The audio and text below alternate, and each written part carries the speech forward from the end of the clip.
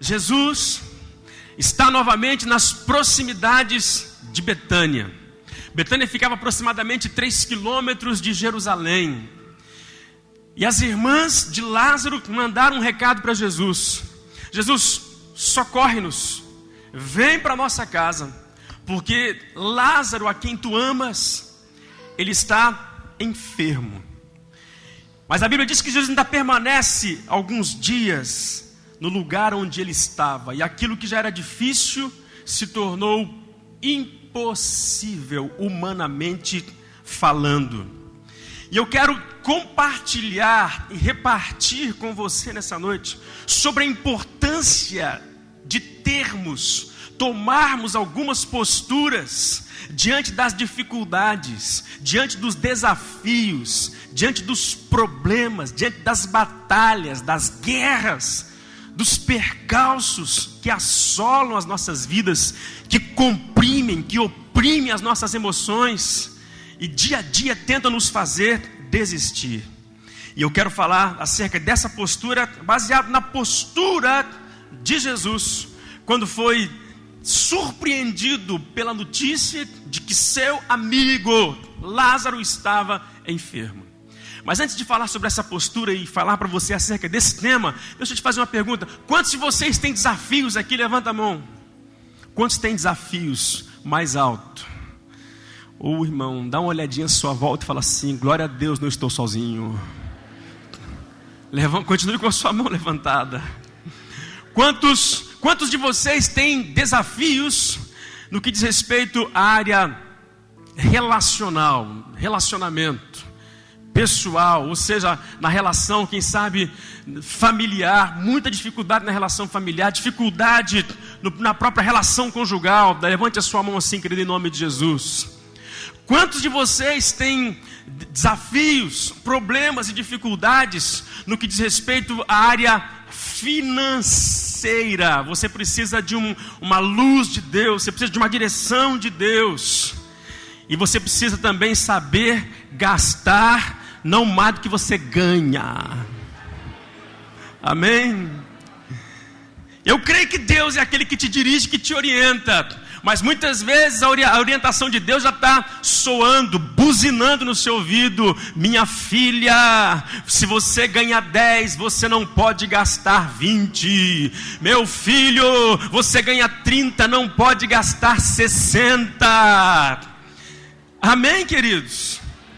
Mas eu sei que em alguns outros casos, de repente, fugir do teu controle, e mesmo assim, Deus pode intervir. E eu estou querendo dizer nessa noite que você vai fazer a sua parte, e quando você fizer a sua parte, Deus vai fazer a dele. Fala assim: eu vou fazer a minha parte. Vou fazer a minha parte. Aleluia.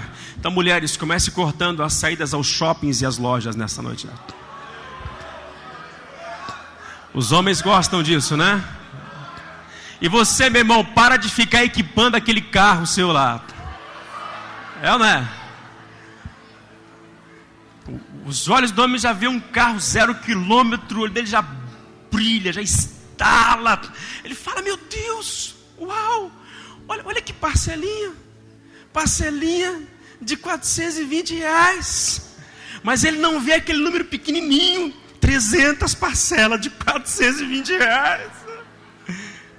Ele não, nessa hora ele fica cego.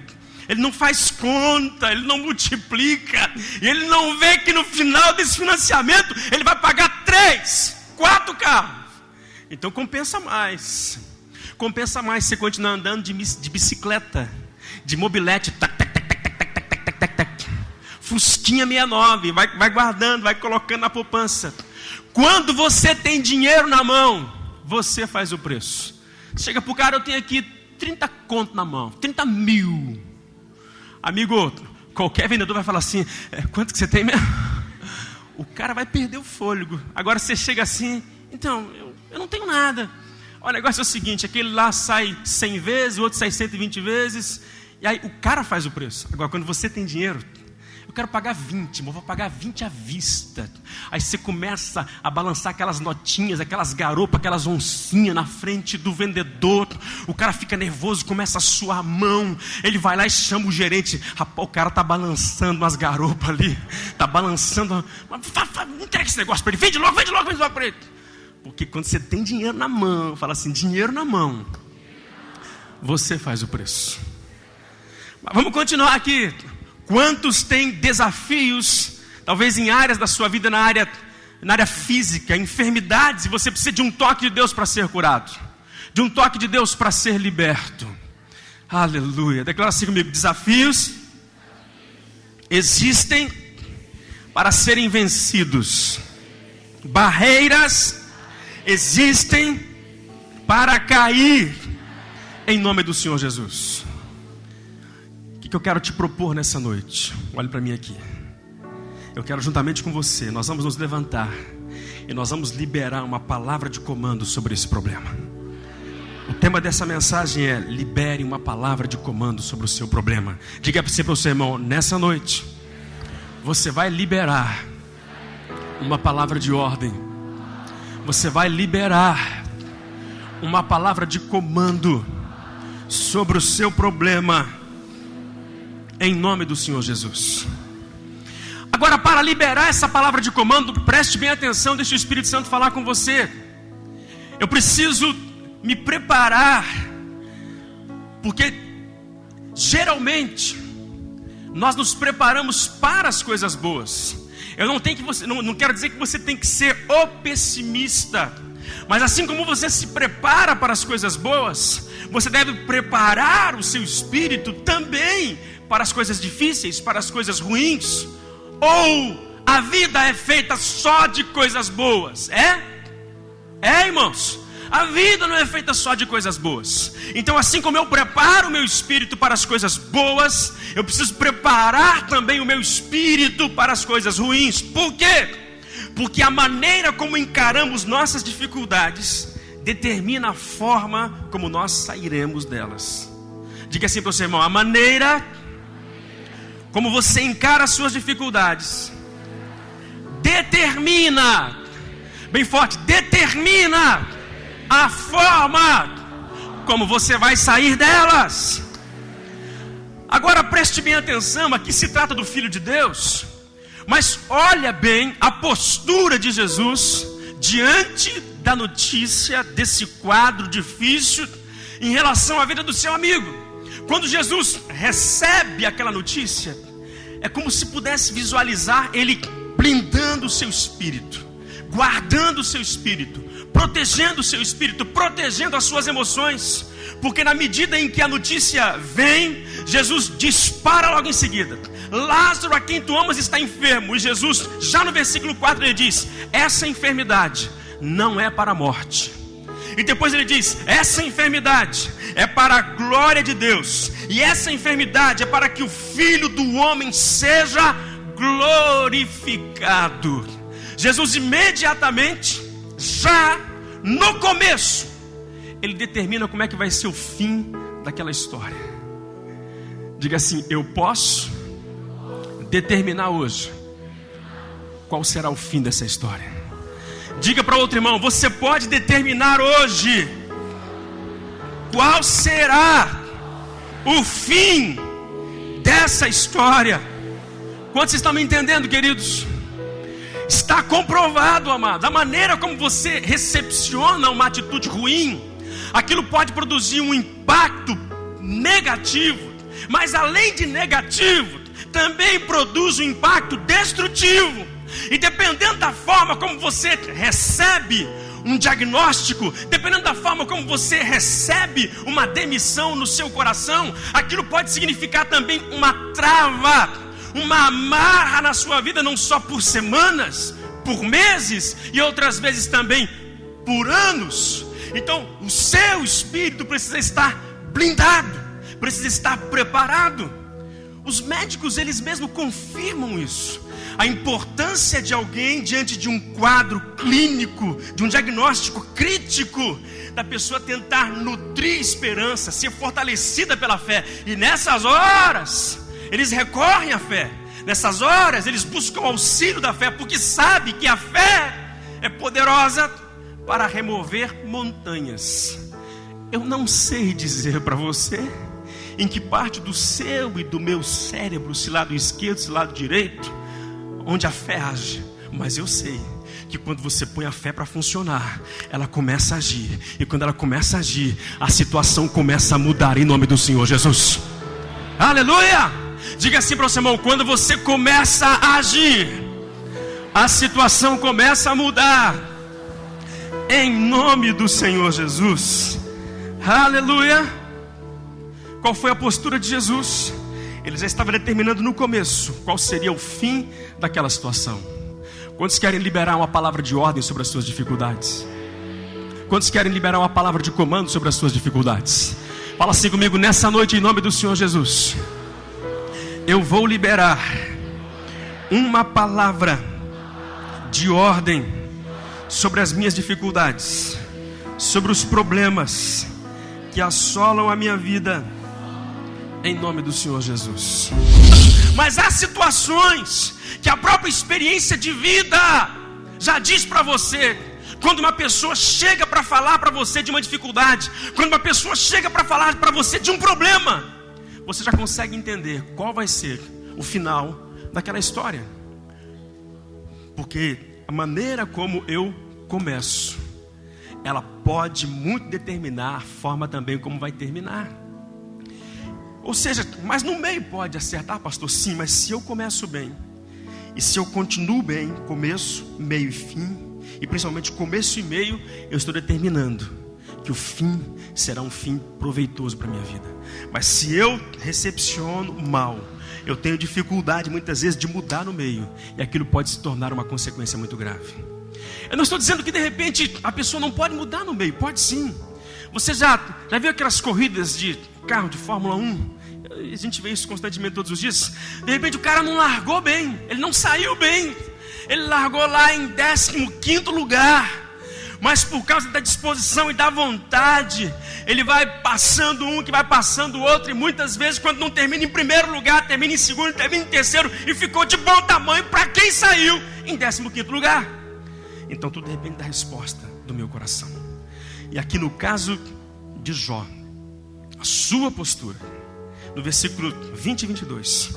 Então Jó se levantou, rasgou o seu manto, rapou a sua cabeça, se lançou em terra, adorou o Senhor e disse: nu saí do ventre da minha mãe, nu tornarei para lá. O Senhor deu, o Senhor tomou, bendito seja o nome do Senhor. Em tudo isso Jó não pecou, nem atribuiu a Deus falta alguma.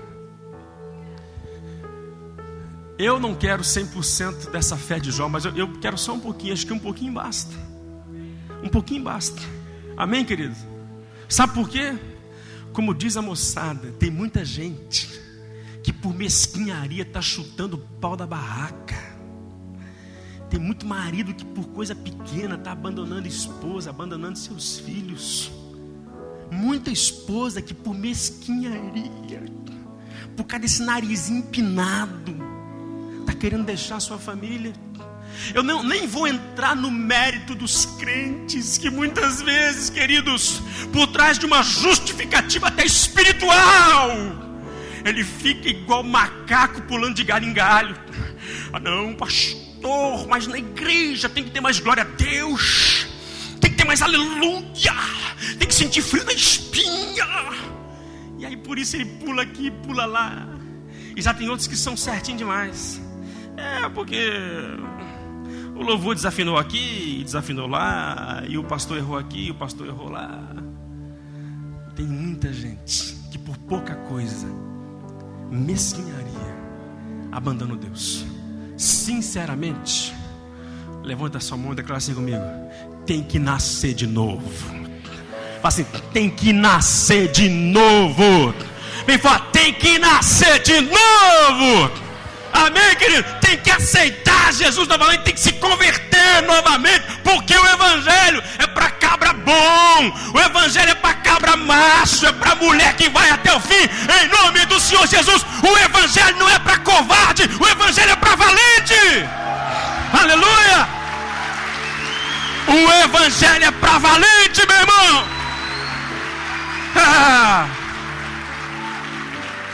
Diga assim para o seu irmão: o evangelho é para valente. Amém, querido? Para valente. Porque se a coisa começar a pegar aqui, como pegou no caso de Jó, fica não, meu irmão. Não fica. Quantos estão me entendendo? Agora, sabe o que eu vejo de fantástico aqui também?